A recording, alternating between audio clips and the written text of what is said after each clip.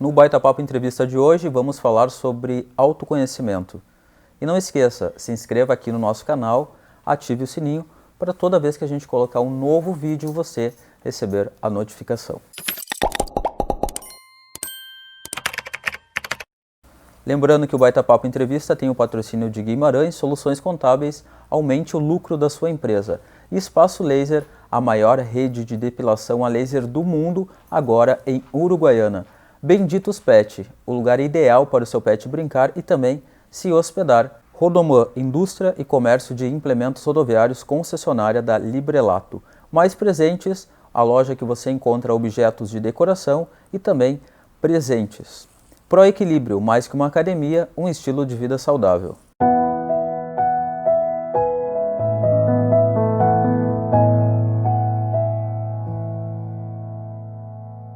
No programa de hoje eu vou conversar com Bruna Neyman, ela que é formada em Gestão de Turismo, pós-graduada em Neurociência e Física da Consciência, é também graduanda em Licenciatura de Filosofia e é fundadora do Espaço Devas aqui em Uruguaiana desde 2016. Bruna, prazer te receber aqui no Baita Papo Entrevista, quero agradecer a tua disponibilidade em estar conversando conosco. Prazer, Dario. Obrigada pelo convite. É uma oportunidade de poder contribuir com vocês e auxiliar um pouquinho no caminho do autoconhecimento. Vamos lá. A gente muito fala sobre essa questão do autoconhecimento, né? Uma palavra que parece que de um tempo para cá tomou uma proporção muito grande. Mas o que seria esse autoconhecimento? E é muito bom que tenha tomado essa proporção, porque quanto mais a gente entra numa era tecnológica acelerada, o nosso mundo atual, mais se faz necessário que a gente se conheça melhor para que a gente não caia nas armadilhas do que existe aí fora. A gente está num momento em que nunca existiu tanta depressão, tanta ansiedade, tanta superficialidade dentro das relações. Então o autoconhecimento ele vem com força para que a gente consiga investigar melhor a nós mesmos, entender melhor qual é o nosso papel no mundo, qual é a mensagem que a gente quer passar, qual é o tipo de valor, de princípio que a gente quer nortear a nossa vida. Então, o autoconhecimento está voltado a essa investigação daquilo que realmente faz sentido para a gente. Porque a gente precisa achar um significado para a vida, dar um sentido para a nossa existência. E o autoconhecimento ele nos carrega para isso. E como é que é trabalhado esse autoconhecimento? É a partir do comportamento? Existem técnicas específicas? Nós trabalhamos com várias técnicas, com várias perguntas filosóficas, para que a pessoa pare um pouco e comece a analisar tudo aquilo que ela comprou como verdade ao longo da vida, toda a construção que ela veio fazendo de uma existência inteira, é baseada na relação com os pais, na relação com as pessoas que ela teve no entorno, e ela começa então a se questionar o que é dela, o que faz sentido para o coração dela, e o que é uma junção de elementos que veio lá de fora, que veio de outras pessoas. Então a gente faz essa primeira pausa, então começa a trabalhar em cima das perguntas, que são perguntas que vão retirar tudo aquilo que não faz mais sentido e acrescentar tudo aquilo que tu é, o que tu deseja te tornar. E qual é que é a importância do autoconhecimento para a vida pessoal e também da vida profissional? Cada vez que a gente se conhece mais e melhor, a gente consegue se relacionar bem com as outras pessoas, a gente consegue se desenvolver no ambiente de trabalho.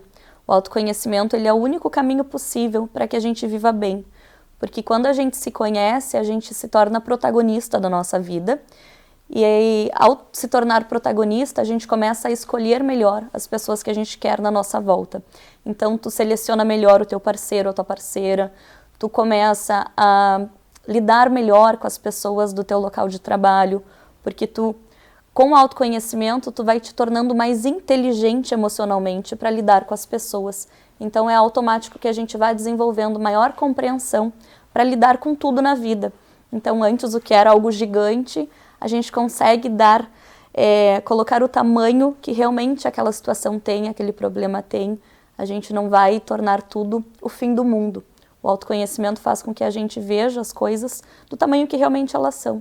A gente dá a devida importância àquilo que tem importância e a gente vai manejando as coisas que podem ser ajustadas. Qual é o tempo que leva para uma pessoa se autoconhecer? É uma vida inteira? É um processo que não tem fim. A gente diz que o autoconhecimento ele tem início, ele tem meio, mas ele não tem fim. A gente vai até o final da nossa vida conhecendo a si mesmo. Por quê? Porque o tamanho daquilo que a gente desconhece dentro da gente é infinitamente maior do que aquilo que a gente sabe sobre a gente. Então, o que a gente sabe sobre a gente é uma parcela pequenininha, a gente tem muito para se conhecer. Então, é sim um trabalho de uma vida inteira. Outro tema interessante que eu vi acompanhando as redes sociais da Bruna é sobre uma outra palavra também que é bastante utilizada, que é virar a chave, né? E até vi, inclusive, que tu faz um curso sobre isso. E o que seria essa virada de chave? Muitas pessoas viram a chave, outras não viram. O que seria essa virada de chave? A virada de chave, a gente fala, ela é uma metáfora para dizer que quando a gente chega na nossa vida adulta, a gente precisa virar a chave. Então, a gente sai do vitimismo e a gente deixa de apontar dedos para as escolhas que a gente fez equivocadamente ao longo da nossa vida. E a gente, então, assume que existe uma chave e que nós somos os únicos detentores daquela chave, para que a gente, então, abra as nossas próprias portas a partir daí. Então, a virada de chave é quando a gente entra na vida adulta e a gente começa a escolher quais portas a gente quer abrir e vai virando chavezinhas internamente. E tem uma idade certa para fazer essa virada de chave só na fase adulta, ou eu posso virar minha chave enquanto adolescente? Tem alguma relação com profissão, com opção sexual, enfim, ou só uma questão de autoconhecimento mesmo? A virada de chave é quando a gente realmente trabalhou esse processo de autoconhecimento, deu início a esse processo e então está apto a escolher, a tomar decisões por conta própria, sem influência das figuras parentais, por exemplo. Então, sim, eu diria que a virada de chave ela ocorre na nossa vida adulta, que é quando a gente consegue pensar por conta própria, quando a gente já consegue nortear quais são os nossos valores, princípios, e a tomar essas decisões por escolha própria. Então, a gente entra na fase adulta e começa a se responsabilizar pela nossa vida. E aí, pegando essa chave, a gente decide, então, quais portas a gente quer abrir, quais portas a gente precisa fechar para que a nossa vida vá para frente. As portas precisam ser fechadas para que a gente faça um progresso. Algumas portas não fazem mais sentido com o tipo de pessoa que a gente quer se tornar. Então, é muito importante que a gente veja quais portas, ou seja, quais áreas da nossa vida, quais situações a gente precisa encerrar, dar um final de ciclo, para que novos ciclos se abram, então. Então, a gente não carrega sempre as mesmas coisas durante a vida inteira. Um pouco antes da entrevista, eu estava olhando a rede social e me apareceu uma frase que dizia que as pessoas tóxicas do passado não podem voltar a fazer parte do presente. Nem que tu perdoe a pessoa, ela não pode voltar a vir a fazer, porque senão tu não vai ter um progresso meio que por esse lado. Exatamente. À medida que a gente vai virando essa chave interna, a gente vai vendo que algumas pessoas não fazem mais sentido para a vida que a gente quer levar, para o ser humano que a gente deseja ser. Algumas pessoas, elas ficam no caminho porque a energia delas já não é compatível com a energia que a gente está transformando dentro da gente. Perfeito. A gente vai fazer um rápido intervalo e na volta a gente segue falando sobre autoconhecimento.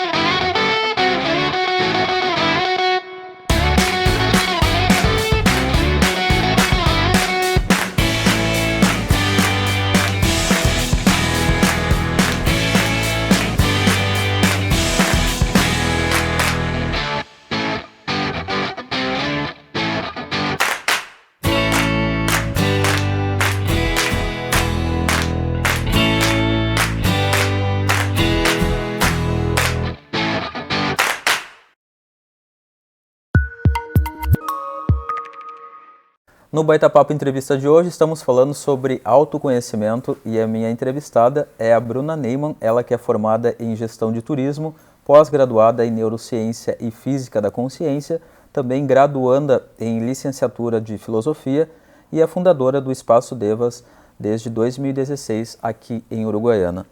Bruna, dando sequência na nossa entrevista, como é que a gente pode definir a consciência, né? E se existem aí níveis de consciência? Tá. A consciência tem vários campos do conhecimento que estudam e tentam identificar em que local do nosso cérebro está a consciência, mas a verdade é que não tem constatação nenhuma. Então, partindo do viés do qual eu escolho trabalhar, que é a luz da filosofia, a consciência ela está ligada ao nosso crescimento como ser humano, ao quanto de melhoria interna que a gente consegue colocar para que a nossa consciência vá expandindo.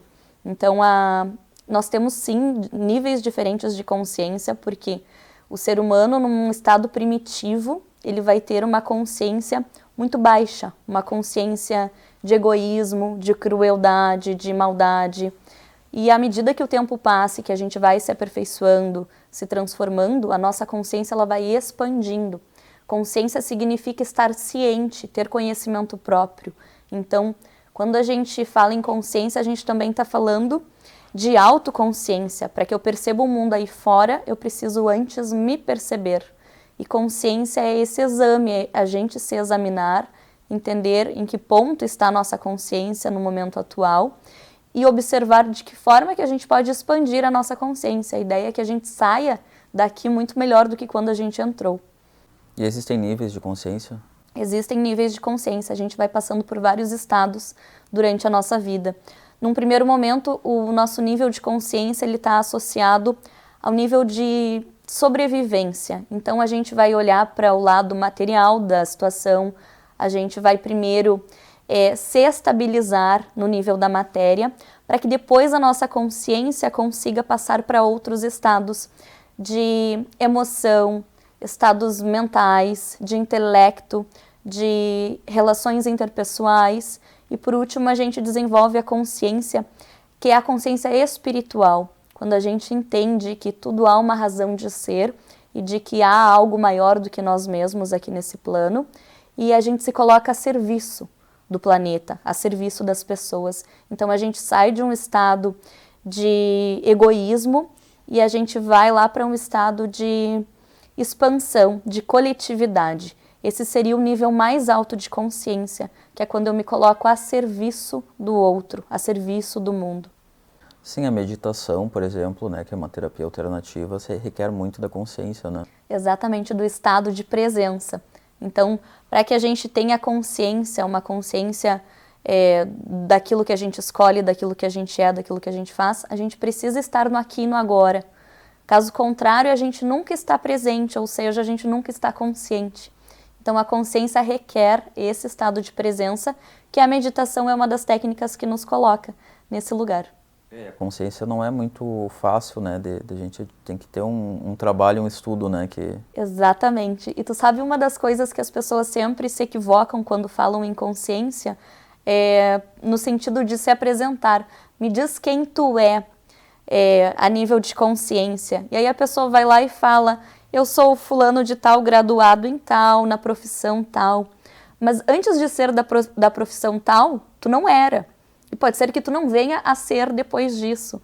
Então, quem tu é, sem dizer tua profissão, sem dizer aquilo que tu faz. A consciência é aquilo que tu é.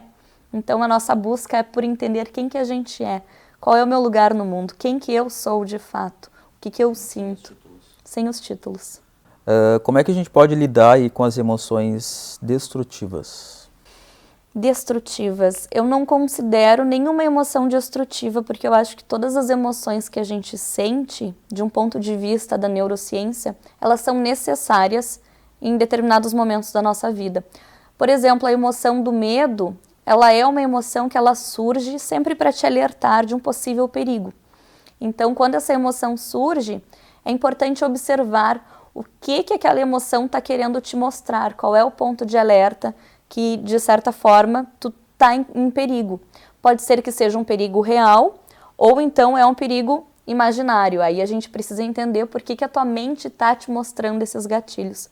Então nós temos emoções de raiva, que ela vai te fazer agir, tu vai sentir um movimento de ação. A gente tem várias emoções que, de um ponto de vista, seriam mais negativas, mas ainda assim a gente pode aprender com elas e, na verdade, a gente sobreviveu até hoje por conta delas, porque nós tínhamos ali num estado mais primitivo, a gente precisava sobreviver, então nós tínhamos essas emoções mais primitivas, mais negativas, mas que nos trouxeram até aqui. Seriam emoções que fazem parte Fazem parte do ser humano, exatamente. E aí, como é que a gente faz quando a gente se vê sentindo muito uma emoção negativa, uma emoção que não é benéfica para o nosso estado? A gente desfoca, a gente procura desfocar a mente e achar outras coisas para fazer, colocar a mente em outros pontos, para que a gente estimule, então, emoções mais benéficas, porque não é saudável que a gente fique muito tempo sentindo uma emoção negativa, como medo, como raiva, porque isso vai adoecer o nosso físico. Então a gente precisa sim observar até que ponto a gente está tendo uma emoção e por quanto tempo ela está presente ali dentro.